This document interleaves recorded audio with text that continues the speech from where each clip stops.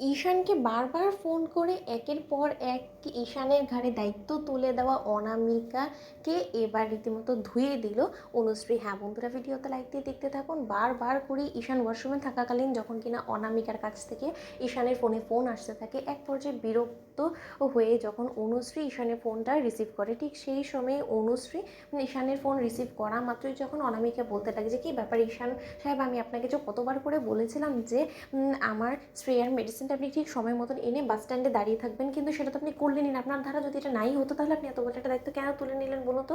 যেখানে কিনা আমি আপনাকে বলেছিলাম যে একটা অ্যাজ আ সিঙ্গেল মা আমার পক্ষে সমস্ত দায়িত্ব কর্তব্য নেওয়াটা সম্ভব হয়নি বিধেই আমি আপনাকে বলেছিলাম, এবং আপনি এত দায়িত্বশীলতা দেখানোর সত্ত্বেও আপনি এরকম দায়িত্বজ্ঞানীর মতন কাজ কী করে করতে পারেন বলুন তো? আমি এখানে সেই কখন থেকে এসে অপেক্ষা করছি, কিন্তু তার সত্ত্বেও আপনার আসার কোনো নামগন্ধই নেই। অন্যদিকে অনুশ্রী যখন বলতে লাগে যে ফার্স্ট অফ অল আমি ঈশান নই, আমি অনুশ্রী, এবং তার থেকেও বড় কথা, আমি আপনার ভুল ধারণা ভেঙে দেওয়ার জন্য কয়েকটা কথা বলে রাখি।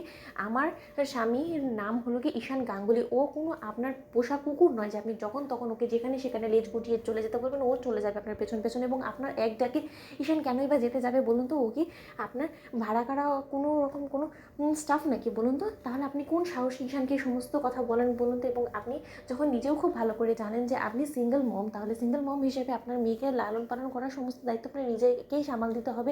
আপনি অন্যের ভরসায় আপনার মেয়ের দায়িত্বগুলো ছেড়ে দিতে পারেন না। সেই দায়িত্ব জ্ঞানহীনের মতন কাজ যদি কেউ করে থাকে, সেটা একমাত্র আপনি করেছেন। তাহলে সেই সমস্ত কিছু দায়ভার আপনি আমার বরের উপরে কেনই বা চাপাচ্ছেন? এবং বেশ কয়েকদিন যাবত আমি লক্ষ্য করছি, সেটা শ্রেয়া হোক বা অনামিকা ম্যাডাম আপনি হন না কেন, আপনারা দুজনই কিন্তু সম্পূর্ণরূপে ঈশানের উপর নির্ভরশীল হয়ে যাচ্ছেন। কিন্তু আপনি কি ভুলে যাচ্ছেন যে আপনি যদি একজন ডিভোর্সি নারী হয়ে থাকেন, কিন্তু তার পাশাপাশি ঈশান কিন্তু একজন বিবাহিত পুরুষ, এবং ওর পরিবার রয়েছে, ওর স্ত্রী রয়েছে, ওর ভাই বৌদি সমস্ত লোকেরা রয়েছে। তাদের মাঝখানে হুটহাট করে আপনি যখন তখন ওকে যা কিছু অর্ডার করবেন, সেই সমস্ত কিছু ও আপনার কথা শুনে উঠবে বসবে। সেই সমস্ত কিছু যদি আপনি ভেবে থাকেন, তাহলে আপনি ভুল ধারণা পোষণ করে রয়েছেন, এবং আপনি জেগে জেগে স্বপ্ন দেখা এবার অন্তত দোহাই লাগে বন্ধ করুন। ঠিক সেই সময় অনামিকা যখন অচরে কাঁদতে থাকে এবং অনামিকা বলতে লাগে যে আপনি এতটা খারাপভাবে কেন নিয়ে নিলেন বলুন তো? ঈশান সাহেব আমাকে এবং শ্রেয়াকে ভরসা দিয়েছিল যে সে আমাদের সমস্ত বিপদ আপদে, আমাদের সমস্ত দরকারে প্রয়োজনে সে আমাদের পাশে থাকবে, তার জন্যই আমি আসলে সেই অধিকার থেকে তাকে বলেছি। যে সেই সময় অনুশ্রী যখন বলতে লাগে